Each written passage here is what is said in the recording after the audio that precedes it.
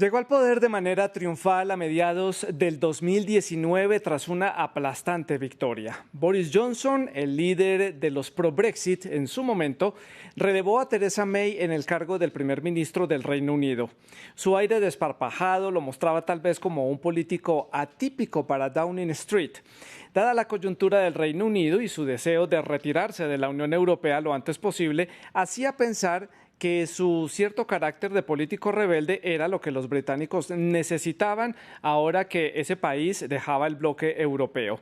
Una vez eso se concretó, el Reino Unido encaró las dificultades de no tener el respaldo de Bruselas y es donde esa rebeldía tenía que dejarse de lado y dar paso al liderazgo.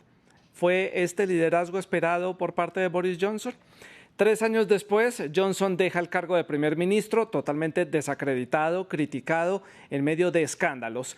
El premier, que se mostraba aferrado al poder y se negaba a renunciar, fue empujado al abismo por su propia formación política, el Partido de los Conservadores, conocidos como los Tories, así se les conoce en el interior del Reino Unido.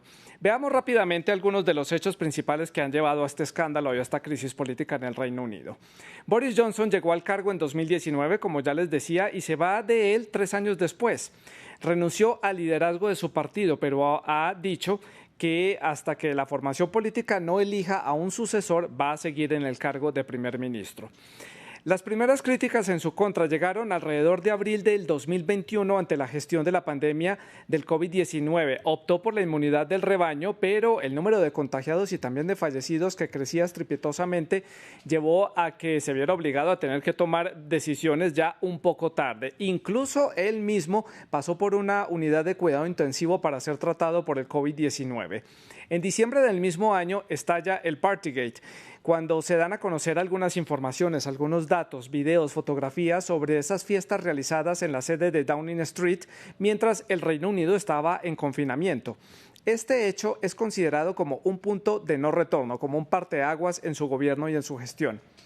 Para mayo del 2022, el descontento de los británicos se vio ya en las urnas, se vio reflejado en las urnas. Su formación enfrentó una importante caída en las elecciones locales y también la popularidad de Johnson ya se veía seriamente afectada.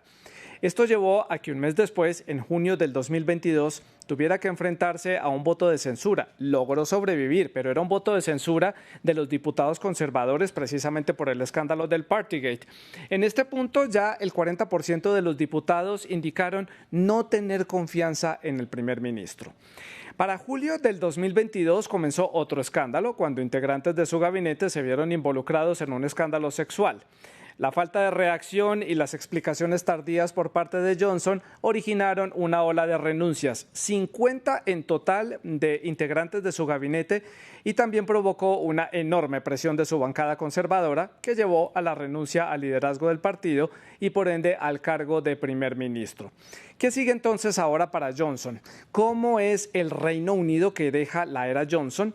Deja varios temas sobre la agenda, varios temas sobre la mesa, muy importantes, como por ejemplo esa difícil relación que tienen Londres y Bruselas. ¿Por qué el Reino Unido, bajo el mandato de Boris Johnson, deseaba hacer cambios en el protocolo de Irlanda después del Brexit, que es esa frontera que hay entre la República de Irlanda, que pertenece a la Unión Europea, y el territorio de Irlanda del Norte, que pertenece al Reino Unido? Ya hemos hablado acá de la controversia y toda la discusión que hay en torno a este tema.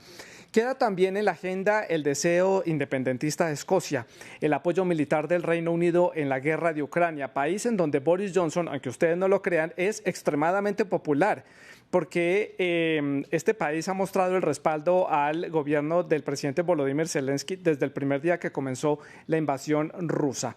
También que sigue entonces para el Reino Unido en su construcción como país solitario, sin el apoyo de la Unión Europea, que también enfrenta pues muchos problemas económicos.